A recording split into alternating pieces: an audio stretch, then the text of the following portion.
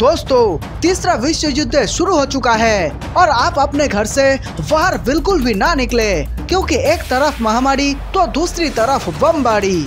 इन दोनों ने मिलकर आम लोगों का जीना हराम कर दिया है। आज के दिन में कोरोना वायरस से भी ज्यादा खतरनाक अगर कोई वायरस है तो उसका नाम है आतंकवाद का वायरस, जिसे खत्म करने के लिए इजराइल, अमेरिका और भारत जैसे देश कमर कस चुके हैं। दुनिया में कुछ ऐसे देश हैं जो आतंकवाद को पनाह देते हैं, जिसमें पाकिस्तान का नाम सबसे पहले आता है और दूसरा नंबर पर ईरान और तुर्की है। जिस प्रकार इजराइल और गाजा के आतंकवादी संगठन हमास के बीच हो रहे युद्ध ने एक विकराल रूप धारण कर लिया है, उसे देखकर अब जानकारों को ये लगने लगा है कि तीसरा विश्व युद्ध की आहट तेज हो चुकी है। किसी भी कीमत पर जिहादी आतंकवादियों को नहीं बख्शा जाएगा। ये जिहादी आतंकवादी के दिलों में बिल्कुल भी दया नहीं होती। दोस्तों, ये लोग मासूम बच्चे और महिलाओं को ढाल बनाकर उनके पीछे छुप जाते हैं, लेकिन अब इजराइल नहीं उठाना है कि हर हाल में जिहादी आतंकवादियों को मिटाना है। इजराइल ही वे पहला देश है जिसने कोरोना वायरस से मामला निपट चुका है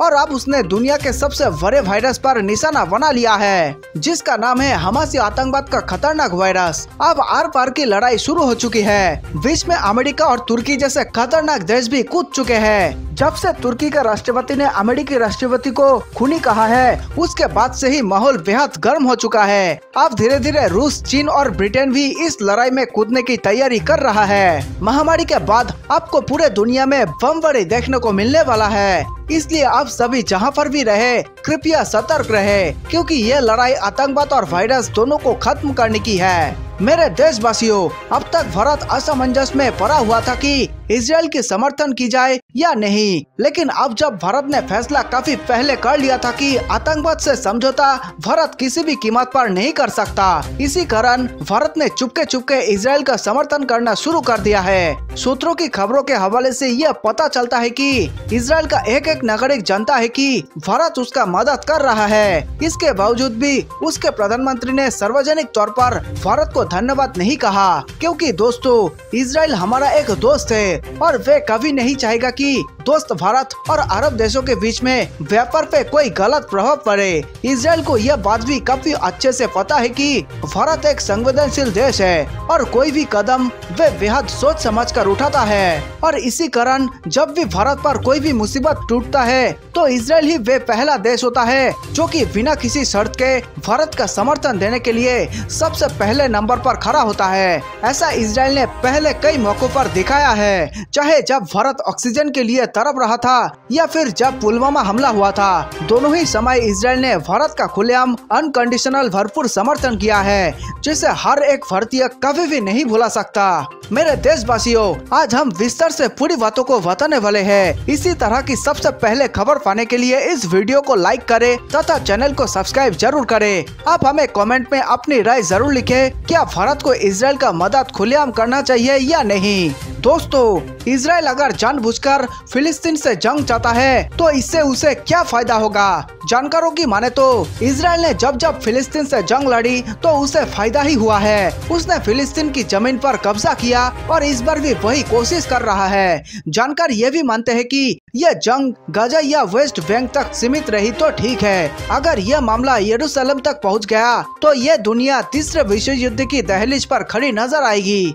1948 से पहले फिलिस्तीन का भूगोल कुछ और ही था। तब भी वहाँ कुछ यहूदी शरणार्थी रहते थे, मगर तब फिलिस्तीन पर 100% फिलिस्तीनियों का कब्जा था और इजराइल का तब नामो निशान नहीं था। 1948 में अंग्रेजों ने फिलिस्तीन के 2 टुकड़े कर दिए। जमीन का 55% टुकड़ा फिलिस्तीन के हिस्से में आया और 45% इजराइल के हिस्से में। इसी के बाद 14 मई 1948 को इजराइल ने खुद को एक आजाद देश घोषित कर दिया और इस तरह दुनिया में पहली बार एक यहूदी देश का जन्म हुआ। मगर यरूशलेम को लेकर लड़ाई अब भी जारी थी, क्योंकि इजराइल और फिलिस्तीन दोनों यरूशलेम को अपनी राजधानी बनाना चाहते थे।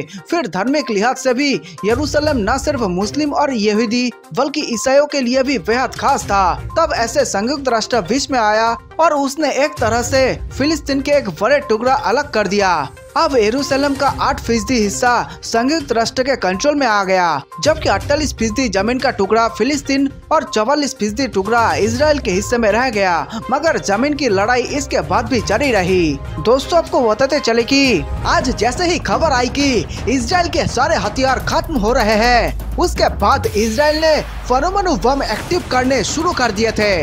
लेकिन फिर बाद में भारत और अमेरिका के कहे जाने के बाद इजराइल मान गया, और जब भारत और अमेरिका ने हथियार देकर इजराइल की मदद करनी शुरू कर दी, उसके बाद परमाणु हमला टाल दिया गया।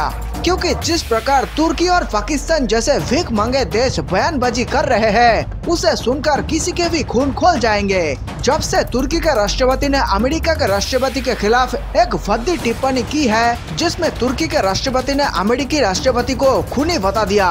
तुर्की के राष्ट्रपति ने साफ साफ कहा है कि अमेरिका के राष्ट्रपति का हाथ खून में डूबा हुआ है। उसके बाद वही अमेरिका ने भी इजराइल को मदद करना तेज कर दिया, और हो सकता है कि अमेरिका का अगला टारगेट तुर्की हो। दोस्तों, अब इजराइल का युद्ध विश्व युद्ध में तब्दील हो चुका है। अमेरिकी सेना भी तैयार हो चुकी है। इजराइल और अमेरिका एक साथ मिलकर पूरे मुस्लिम देश को खत्म करने जा रहे हैं। अब आतंकवादियों की नामो निशान इस दुनिया में नहीं रहेगी। तुर्की ने एक बेहद भयंकर गलती करके अपने पैर पर ही कुल्हाड़ी नहीं, बल्कि पूरे मुस्लिम देशों का जीना तबाह कर दिया है। अमेरिका के राष्ट्रपति ने भी एक बड़ा ऐलान किया है कि वे इजराइल के साथ कंधे से कंधा मिलाकर हमेशा खड़े हैं। दोस्तों, हम लगातार आपके सामने इस तरह की तमाम बड़ी बड़ी खबरें ला रहे हैं। सभी जानकारी सबसे पहले पाने के लिए इस वीडियो को अभी लाइक करें तथा इस चैनल को नीचे लाल बटन दबाकर सब्सक्राइब भी कर ले, और कमेंट में आप अपनी राय हमें जरूर बताएं।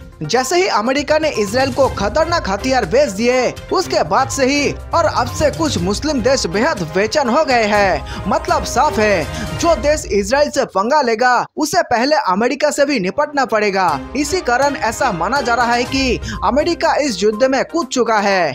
जिस प्रकार हमास के आतंकवादियों के साथ युद्ध के बीच में ही इजराइल के हथियार खत्म हो चुके हैं, अब उसका सहारा सिर्फ भारत और अमेरिका ही बचा है। इसी कारण भारत ने भी इजराइल को खुफिया तरीके से मदद पहुंचाने शुरू कर दी है। दूसरी तरफ अमेरिका ने भी खुलेआम सबके सामने इजराइल को हथियार सप्लाई करना शुरू कर दिया है, जिसके बाद पूरे अरब देश में हलचल तेज हो गई है। पाकिस्तान और तुर्की जैसे देश चांद की नींद सो नहीं पा रहे। उन्हें डर है कि कहीं सोते हुए समय में ही इजराइल उनके ऊपर हमला ना बोल दे। इसी कारण पाकिस्तान के प्रधानमंत्री इमरान खान और तुर्की के राष्ट्रपति दिन रात जगे हुए रहे हैं। पाकिस्तान और तुर्की जैसे देशों ने इजराइल को उकसाने का काम किया है, जिसका खामियाजा आज गाजा शहर में मासूमों की जान जा रही है। तो इस प्रकार अगर देखा जाए तो दुनिया में सबसे हत्यारा सिर्फ 2 ही देश है, जिसमें पहला नाम पाकिस्तान का आता है और दूसरा नाम तुर्की का। पाकिस्तान और ईरान जैसे देशों का हमास जैसे आतंकवादी संगठनों से काफी करीबी रिश्ता रहा है। इसी कारण अब धीरे धीरे अमेरिका और इजराइल एक साथ मिलकर हमास के बाद अरब के दूसरे देशों पर भी हमला करने शुरू कर दिए हैं, जिसे देखकर पाकिस्तान और तुर्की जैसे डरपोक भीख मांगे देशों के होश उड़े हुए हैं।